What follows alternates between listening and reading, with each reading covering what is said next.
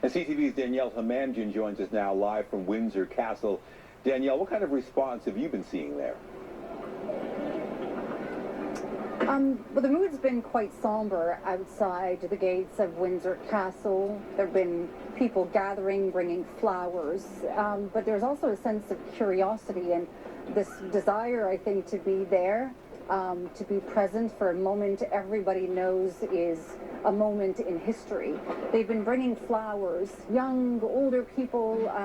I spoke to one woman who says she's here on behalf of her grandfather, who immigrated to England in the 1950s and looked up to Prince Philip as a person who dedicated his life to service, and he became a role model for him.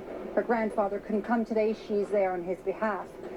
Others are here because they wanted to show their children that this is what you do. They came to pay their respects, although I have to point out, in the last few minutes, the royal family has put out a statement asking members of the public, although it is, it is what people naturally want to do, to gather in these moments. They're asking people not to instead make a donation or consider making a donation to charity instead of bringing floral tributes because of COVID restrictions. They don't want the public to gather outside any of the royal residences. It should be noted, as we just heard, that Prince Philip didn't want to make a fuss. He wanted a low-key funeral, and in the end there will be no big crowds, and that's exactly what he'll get, a low-key funeral, as much as can be for the husband of the Queen. And what about the royal reaction, Danielle? Any sign of other royals coming to support the Queen? I think we're still, the family must be devastated, certainly the Queen. Let's not forget that just a few weeks ago, he was in hospital for 4 weeks, undergoing heart surgery. We were here 3 weeks ago when he was discharged from hospital, and some people saw him getting into the car, and probably thinking this might be the last time that we do see Prince Philip at 99 years old, 2 months shy of 100, and the word came out this morning. His wife obviously devastated, his children, but of course what happens now, in normal times, the funeral service would be held a week from tomorrow. We're still waiting to know how these funeral plans will be revised. But keep in mind that he and the Queen have been in the background of a lot of people's lives. They don't remember a time when Prince Philip wasn't there. And to many, as I mentioned before, he represents sort of continuity and a life of service. And it's easy to say that, the royal family, they live a life of privilege and live in castles. Yes, they do, but they also represent and reflect values that a lot of people don't see reflected in society, and that's why, Prince Philip meant a lot to a lot of people. Danielle, do you know when we might hear about funeral plans? I think the next 24 hours, no doubt, we might hear funeral plans. Again, don't expect big crowds, and that's very fitting for the prince, who didn't want any. It's interesting when you think back to Prince Philip's life. As we heard in Paul's report, he had a turbulent childhood, and it's only when he married Princess Elizabeth, afterwards Queen, of course, and their children, that he had his first real home. But when they were engaged, he was still seen as a foreigner, an outsider.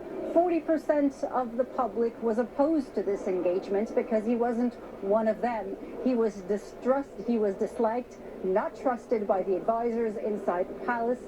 But over time, of course, things have changed. For sure. CTV's Danielle Hamamdjian from Windsor Castle. Thank you.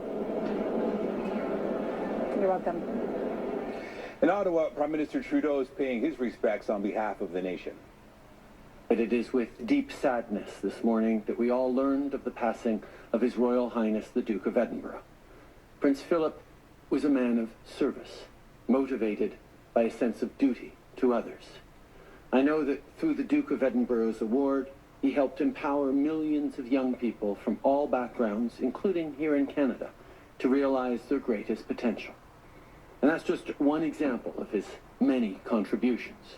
Prince Philip will be remembered as a champion for young people, a decorated naval officer, a dedicated philanthropist, and a constant in the life of Queen Elizabeth II.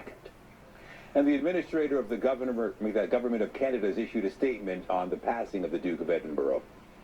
It reads in part, His Royal Highness devoted his life to his family and to fulfilling his unique role in our constitutional monarchy. Whether speaking with young Canadians about their hopes and dreams, presenting colors and meeting troops at military bases and events, or representing the Crown at state occasions, Prince Philip constantly showed his commitment to Canada. He was a great friend of this country, and he will be dearly missed. The statement also highlights his work with young people and his passion for wildlife conservation. Here in Toronto, the flags have been lowered to half-mast at Queen's Park and many other public buildings to mark the passing of the Duke of Edinburgh. Premier Doug Ford was asked about the death of Prince Philip this morning, paying tribute to his life of service to his country, the Commonwealth, and his family. On behalf of the people of Ontario, we want to give our condolences to Her Majesty, the Queen, and the royal family. Prince Philip was a father, grandfather, war hero, and he'll be greatly missed. Toronto Mayor John Tory said in a statement, on behalf of City Council and the people of Toronto, I offer sincere condolences to Her Majesty Queen Elizabeth II, the royal family, and the people of Great Britain and the entire Commonwealth on the passing of His Royal Highness, the Duke of Edinburgh. Whether it was speaking at the Toronto Board of Trade in 1951 or surprising all with a visit to Toronto in 2013 at age 91 to present a ceremonial flag to the Royal Canadian Regiment's 3rd Battalion, Prince Philip had a strong connection to our city. Flags will also be lowered at city buildings in honor of Prince Philip. Local residents this morning remembered him fondly.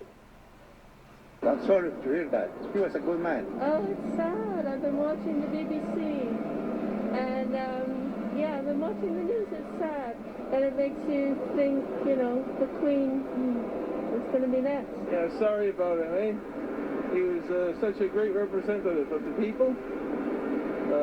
Wow, priceless individual. We'll have more local reaction to the death of Prince Philip later in the hour. And tributes to Prince Philip continue to pour in. We do have extensive coverage. You can head to ctvnews.ca.